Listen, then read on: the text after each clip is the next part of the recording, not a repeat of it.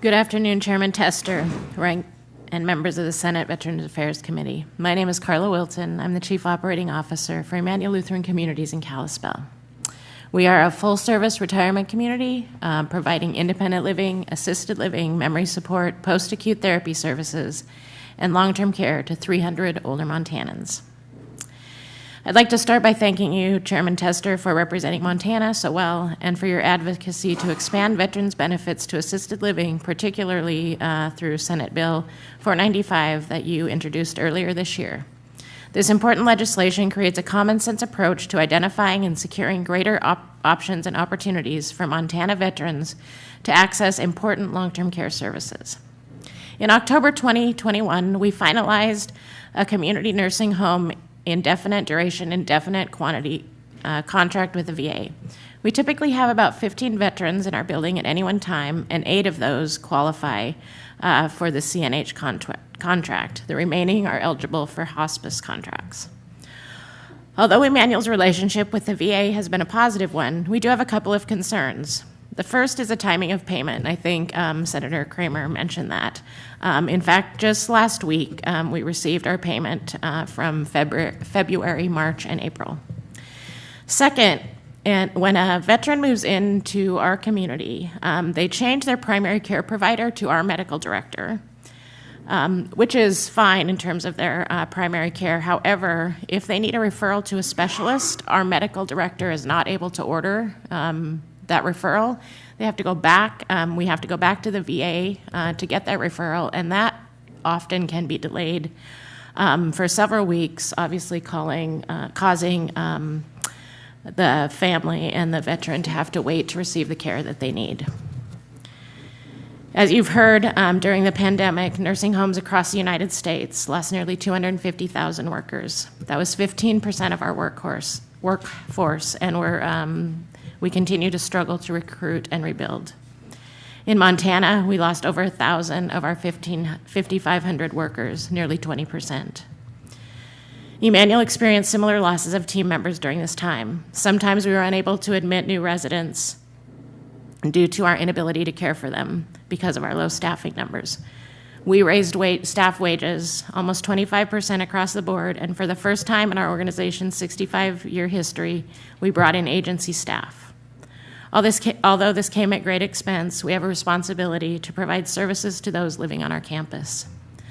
While many other healthcare sectors in the country have recovered, nursing homes still need 190,000 workers to return to pre-pandemic levels, 190,000. Staffing challenges in long-term care existed prior to COVID-19, and the pandemic exacerbated them into a full-blown crisis.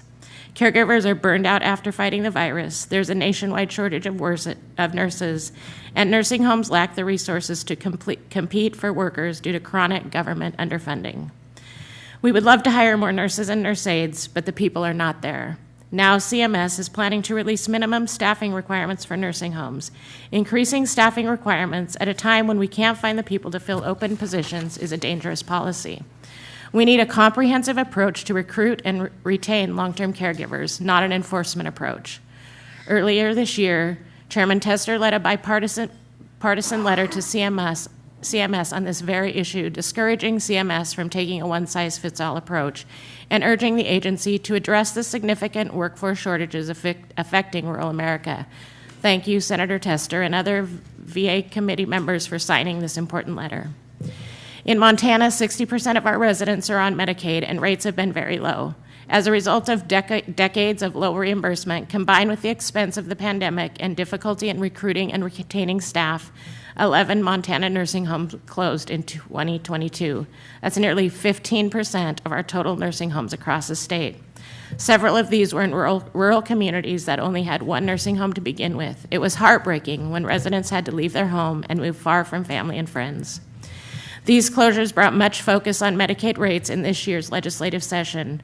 Rates are not finalized, but we anticipate coming out of this session with a rate somewhere between $253 and $268. It costs us about $350 a day to provide care and services to a resident. So although we're grateful for the increase, we will still be losing $80 to $100 per day on our Medicaid residents. Our current VA contract rate is based on our Medicaid rate. It's about 16% plus Medicaid. over Medicaid. When our new Medicaid rate is published, the rate will be somewhere in the high 200s to low 300s, which is getting closer but still falls short. I understand that the VA also offers veterans care agreements as an alternative to contracts we have. However, those nationally established rates, based on a discount of Medicare, fall below our proposed new Medicaid rates, making it even more difficult for Montana veterans to access community nursing home services. All residents, including our veterans, are affected by low Medicaid reimbursements, which are set by states with little federal oversight. We believe CMS should play a greater role in assuring Medicaid rate adequacy and assuring that the rates being paid reflect the reasonable costs. They should do that in keeping with their own regulations and health, safety, and quality standards. No one wants better access, more staff, excellent care more than I do.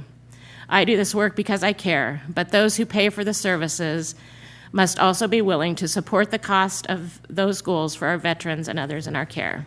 Thank you for your opportunity to testify. I'm happy to answer any questions, and if you find yourself in Northwest Montana, we'd love to give you a tour.